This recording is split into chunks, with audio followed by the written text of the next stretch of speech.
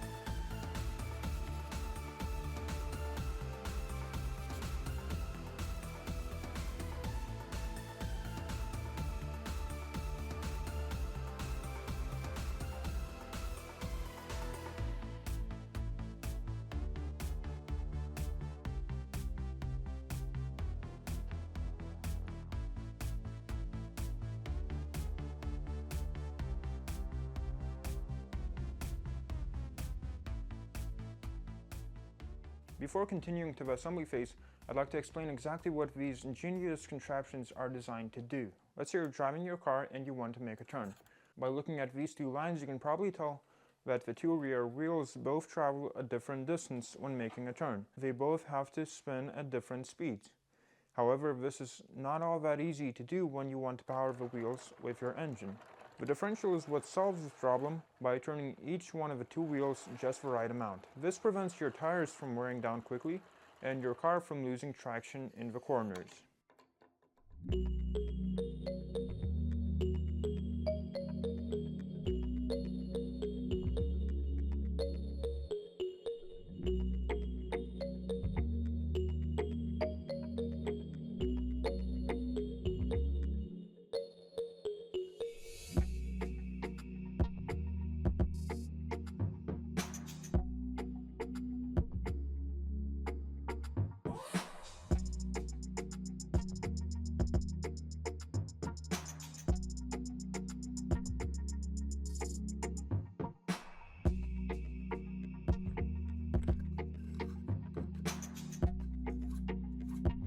You can see now with drive gear fitted, this one doesn't actually fit in. I'm going to use this box as a jig to test the fit of the gears as I shape them into place.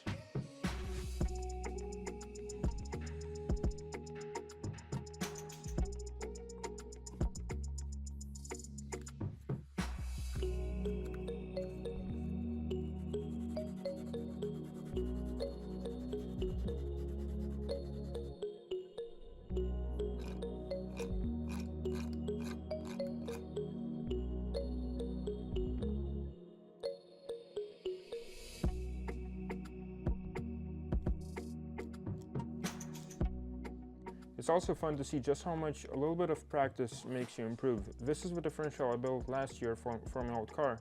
Compared to the new one, it's a lot bigger. This one is way more precise and efficient. And fine-tuning the gears for this differential to work passably well took me about a full day, while fine-tuning this one took just a little over an hour.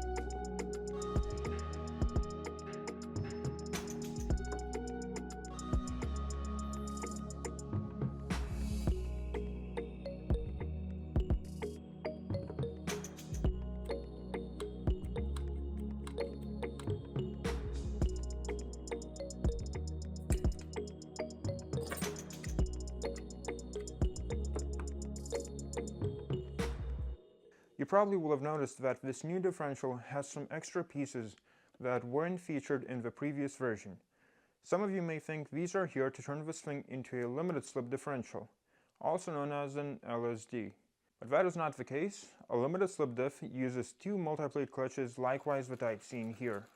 Unfortunately, I just didn't have enough space or patience to incorporate them into this model. What this actually is a lock that turns this open differential into a locking one. Let me explain. Remember that whole preach I gave about how awesome differentials are? Well, forget all that, because in some cases you might actually want a solid axle connecting your two rear wheels, mainly for the purposes of drifting or off-roading. Now, the makeshift budget way of locking your differential looks something like this, which, if you can tell, is very much a permanent solution. However, if you're lucky, your car will come with a switch that allows you to turn the differential on or off at will. And that's exactly what this is for. By pulling this cable, I can completely lock this thing. I can't even begin to describe just how pointless this feature is for this model, but I just think it's really cool nonetheless. I'm leaving this end of the cable as is, but I'll add a switch to it once I start working on the dashboard.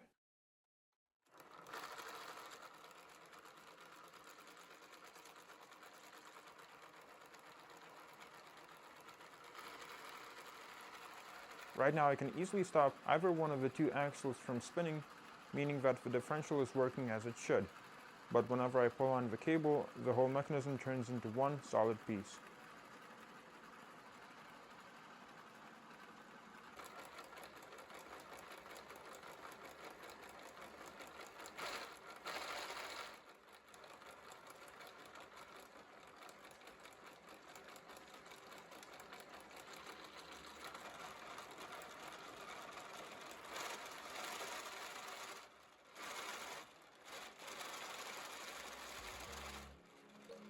One last thing.